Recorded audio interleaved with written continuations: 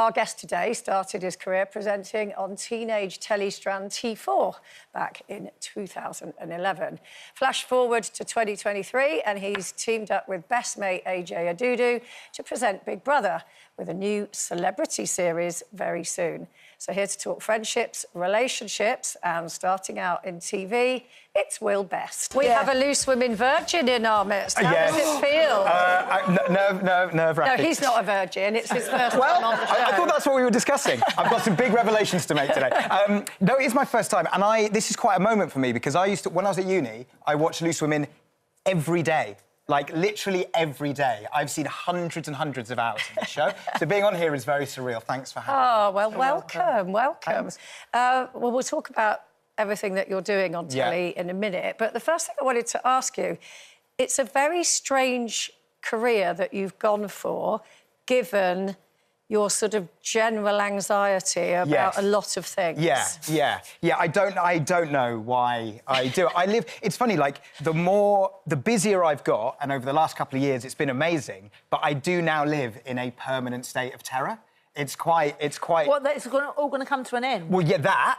Well, there's that, and then there's just terror about just generally, like, people saying horrible things. People saying horrible things, which you guys aren't going to do that. No. And, just the general anxiety around it. But you're right. Did you have it before?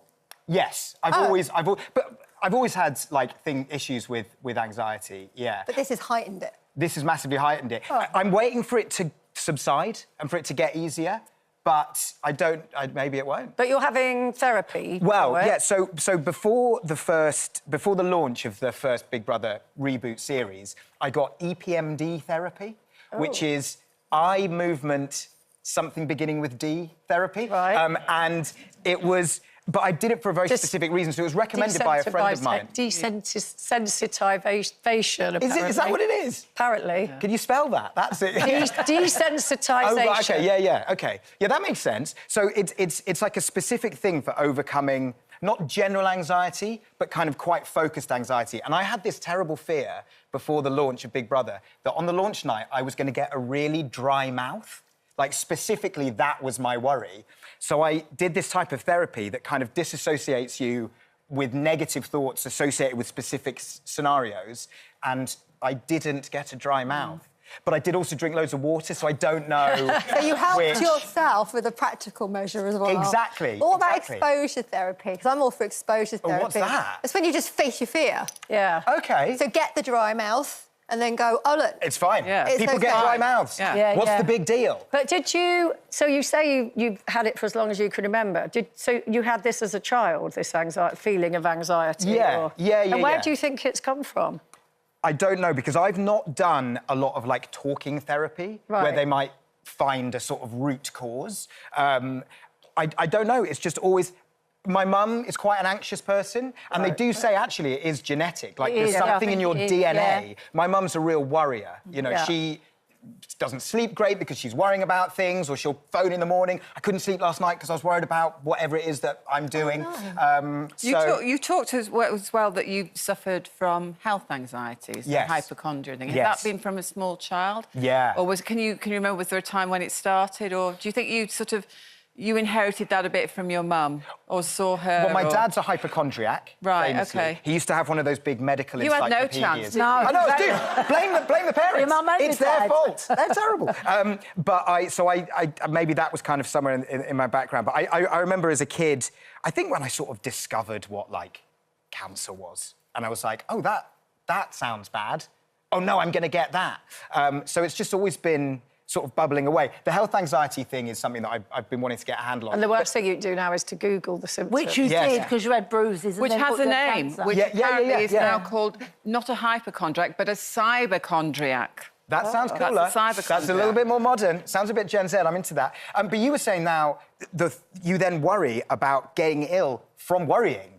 Like, that's the scary thing. But I've now transferred a lot of my health anxiety to my dog.